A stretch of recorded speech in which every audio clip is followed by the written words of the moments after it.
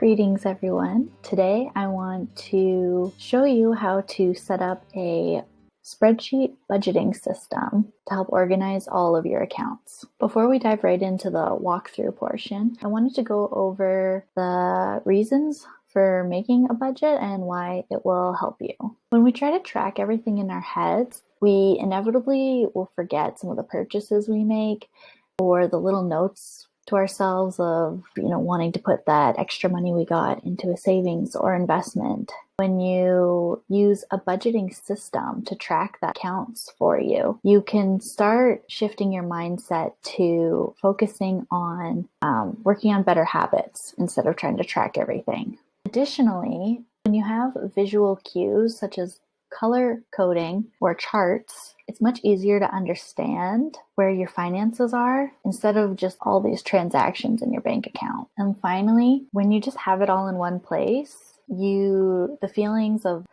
anxiety around money will start to subside, because as you build out and use the budgeting system, you know exactly where you stand financially.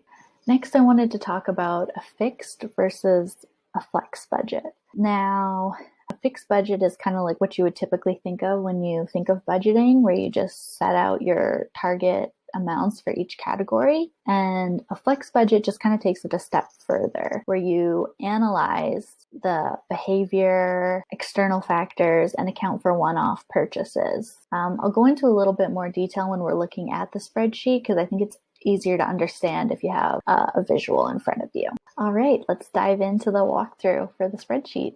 Before we begin, I want to mention a couple things. First off, this spreadsheet is done in Google Sheets, so you do not need Excel. This is accessible just through whatever internet browser you use. I did not create this spreadsheet. I have modified it, so I will include links to the original as well as the one I've modified. You can just make a copy of this. All right, so let's get into just how this is all set up.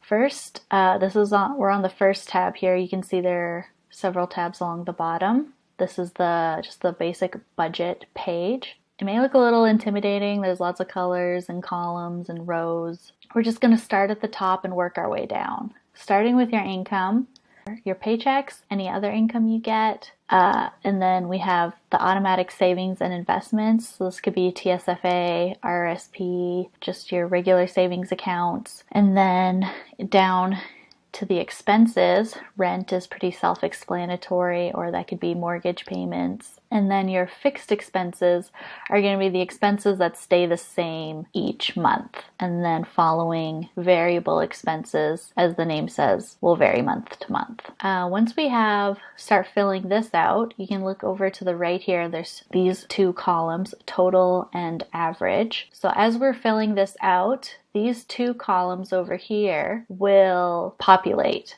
You don't have to fill these out. And the next tab is the summary. So this one looks a little crazy as well. Right now it's all just showing errors because the budget sheet is empty. It will automatically start updating as we start filling out that budget sheet. And then onto this monthly balance tab. This one we will fill out. You're just gonna input where each of these accounts are on that date. As we fill this area out, this box here will turn into a chart, and so you can see the ups and downs of each of the accounts. And then this last tab is form responses. I will show you how this tab works a little later on. All right, I've filled out the budget sheet here, so we have some numbers we can actually look at. When you start filling out this sheet, you're going to want to start with the estimate column.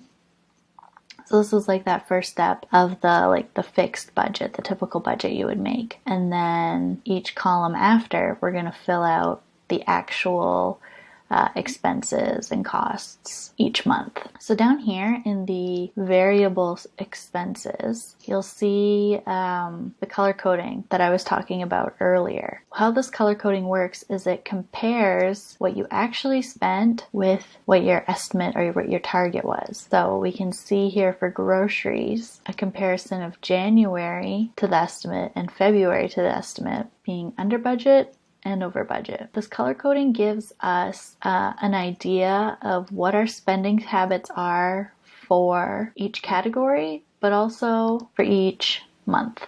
So we can see February, we went a little bit more over budget. The technique of using the flex budget is questioning the reasoning behind why the actual is different. For transportation here, we can see we were right on target in January. So maybe the $60 was your monthly bus pass. But in February, we went over budget. Maybe getting a cab or hopping on the ferry, whatever the case is. Does the behavior need to change or does the estimate need to change? So if it's a one-off, went on a weekend trip in different times, but anyway, that was just a one-time thing.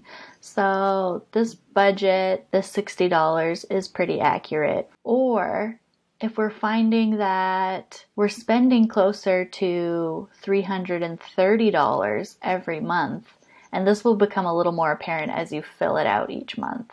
You'll see your scroll over. Sorry, get rid of this page. You'll see your averages over here. So you can kind of compare with that as well to see, oh, maybe, 300 just isn't quite enough. I should maybe make an adjustment to that to fit what my actual spending habit is, or do we need to adjust the behavior behind that spending habit? All right, so one last thing I wanted to mention about this variable section here is we're not actually going to fill it out in this spreadsheet. It's connected to this tab that I mentioned before, this Forms Responses to. When I click on this, you can see that it has some information in it now. Where these entries come from is it's actually linked to a Google form. So I'll show you here. This is what it looks like. Okay. So we're out and about. Say you're going to go get groceries. This item here is just some details you can add if you wish. It's not required. Here is the amount. So say we went and we got $75 worth of groceries, and then choose our category. All these categories are the categories we have along here. And then we're going to hit submit. Back to this page.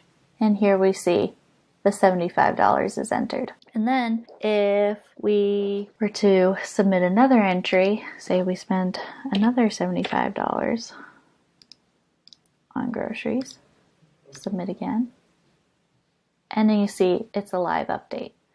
So it's calculating this for you. You can bookmark this budget page, and I'll show you how to get to it. Up here in this top menu, there's form, and then go to live form, and it'll just open a new tab. And you can save this link on your phone or keep it in your browser. After you make your purchases, you can just enter it in super easily through that form, and it'll just automatically be input into this spreadsheet for you. As you use the form to fill out your purchases, they're given a timestamp. You don't have to worry about putting in the date or anything. Finally, I just wanted to quickly go over these last two sheets, the summary again. Now that we have some information in here, we can see that this page gives us a nice overview of everything, and it shows it all in percentages, which is a little easier to understand. And then over here, the annual budget, it's aggregated so you can see for the whole year. This won't be totally accurate until you fill in everything, but it just gives you a really, really clear idea of where you stand. And then this savings row down here at the bottom is your extra money that, if you have any, down at the bottom, starting with your income and then taking out all the expenses, what you have left over is what you can put into your savings that month. And then monthly balances. This is the one we're also going to fill out once a month. And you're just going to put what your balance is and then this chart will begin to show the increases and decreases, and these columns over here as well will start to populate and show you your totals and the changes in these accounts. So when you want to make, when you click on the link on my website and you want to make one of these budget sheets for your own, it will be empty. Just come up to File, Make a Copy. You can rename it to whatever you want. And then here you can choose where you want to save it. And then you can leave those unticked and then hit OK. And you'll have your very own version that you can fill out. I hope this has helped you and has inspired you to make a budget if you don't already have one. Thanks for watching.